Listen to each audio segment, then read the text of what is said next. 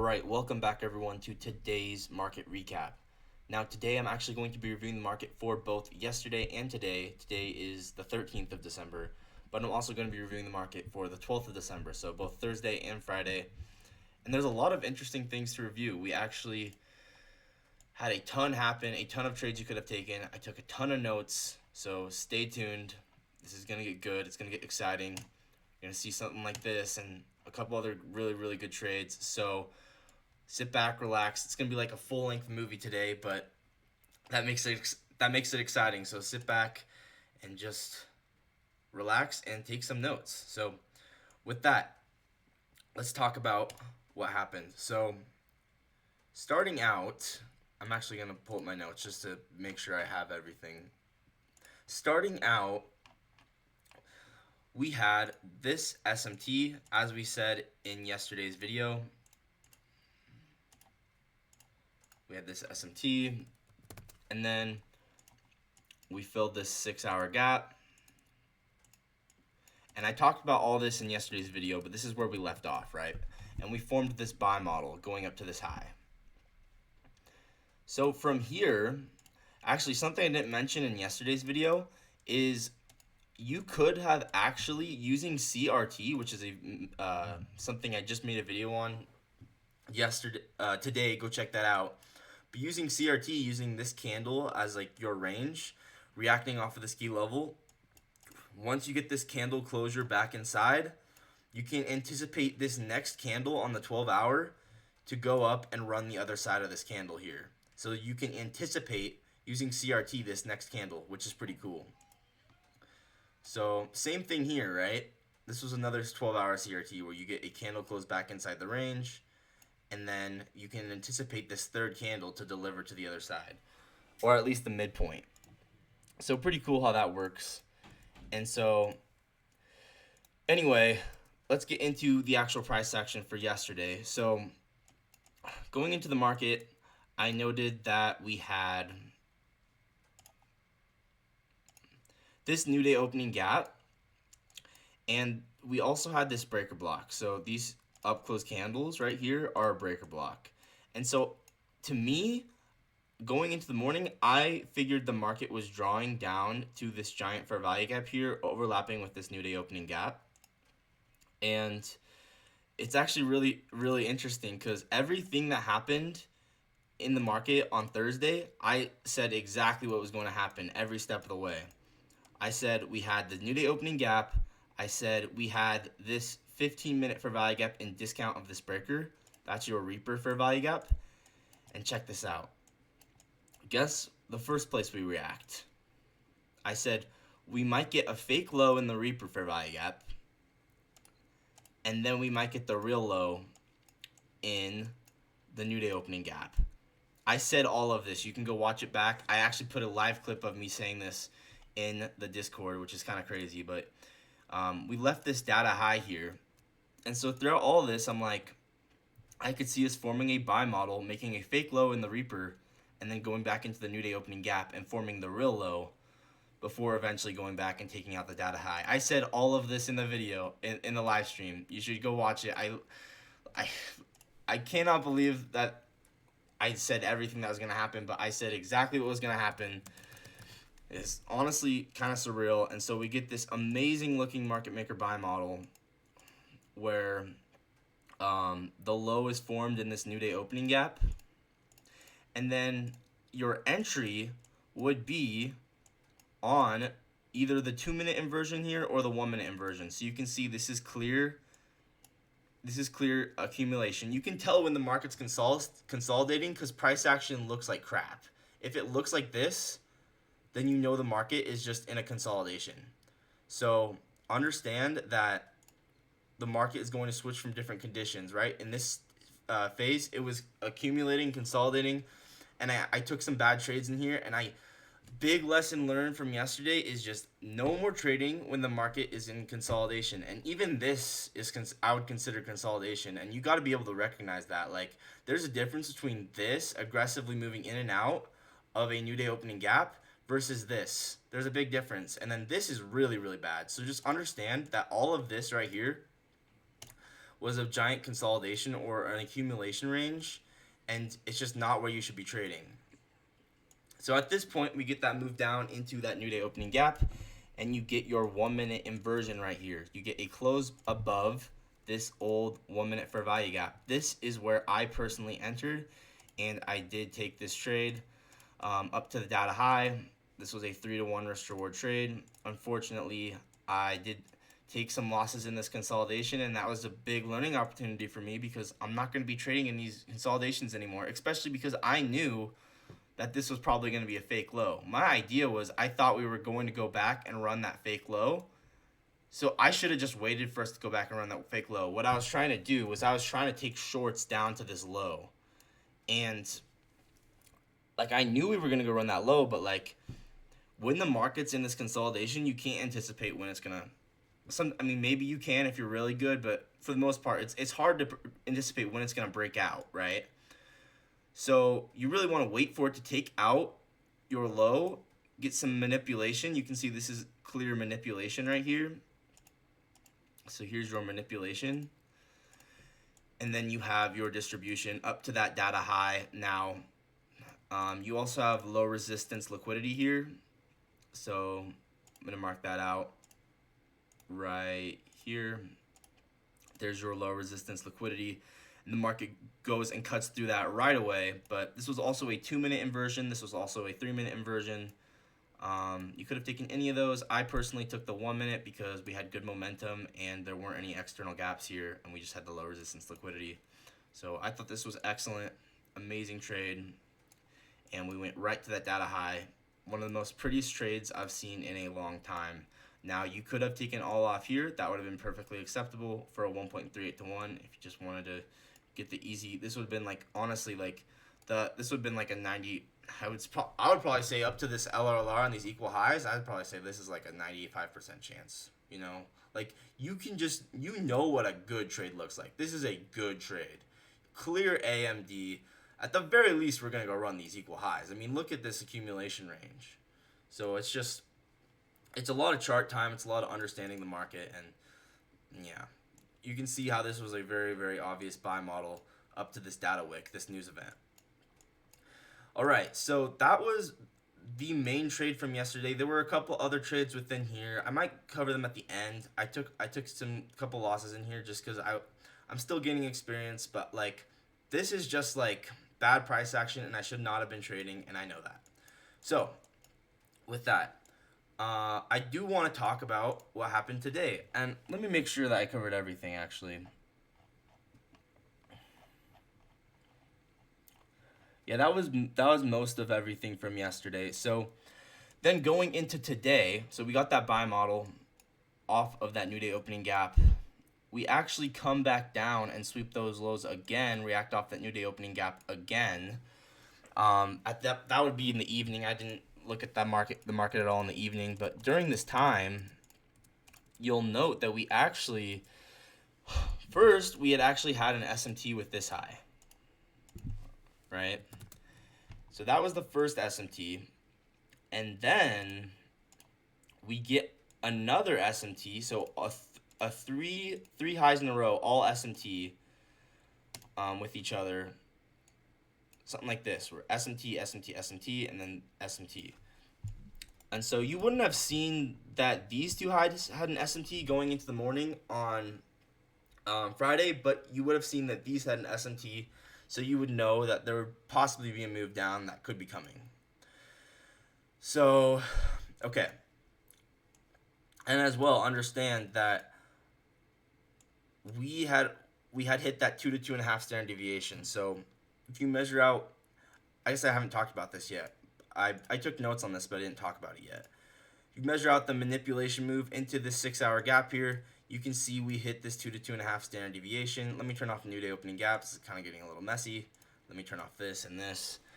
And you can see how this 2 to 2.5 standard deviation off the manipulation leg lines up in this area pretty well with these SMTs. So it was fair game to expect that maybe we were going to get this move down, right? So you have this all in the back of your head. So going into the market at this point, zooming down to the lower time frame,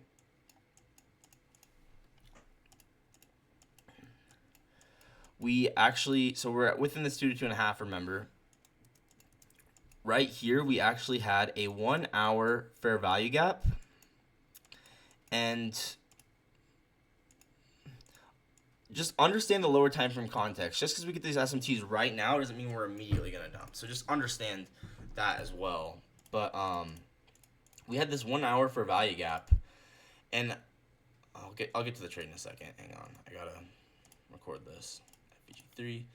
Okay. So here we have this 1 hour fair value gap.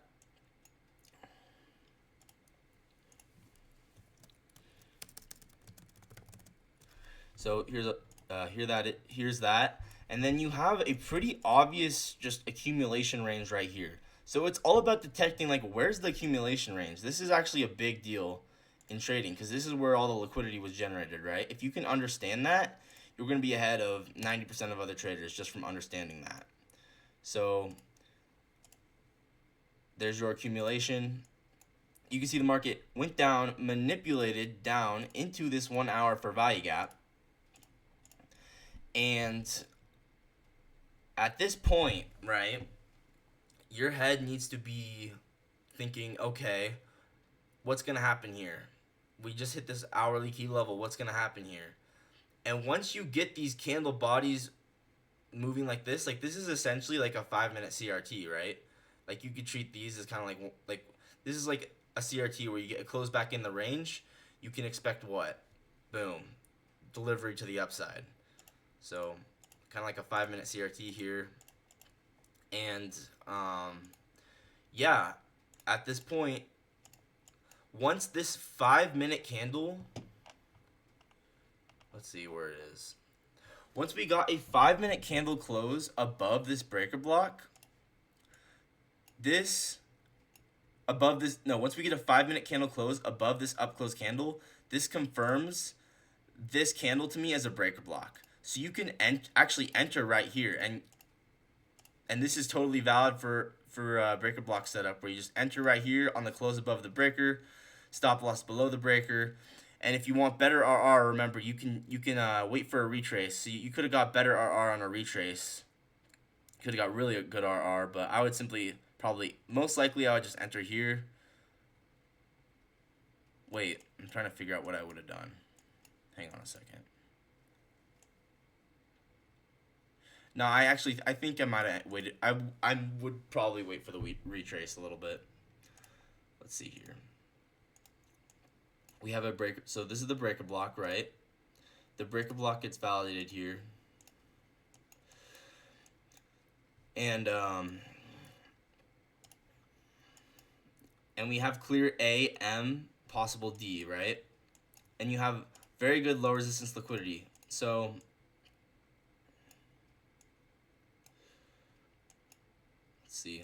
let's see, because I think this should be a 3-to-1 risk reward. Yeah, so if you entered on here it is. So I would enter on the retrace to this up close candle here with the stop loss below the breaker, and this would have been a 3-to-1. I would have simply, I actually did tape read this. I had this trade.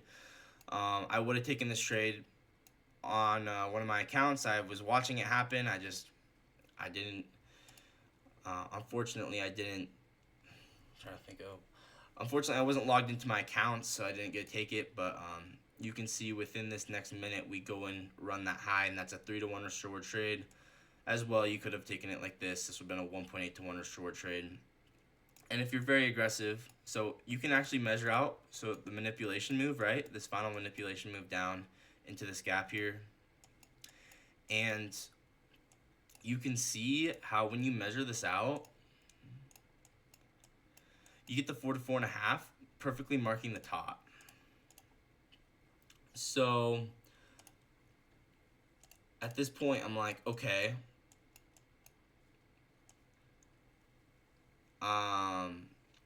So like at this point, you could have targeted that 4 to 4.5. I personally, since as well, you'll note that the Hydra macro. So we had the macro. This is Hydra's macro. So you have the regular macros, which are the first 10 minutes and last 10 minutes of every hour, and then you have the Hydra macros, which are the middle 20 minutes of every hour, right? And so I would have taken all off.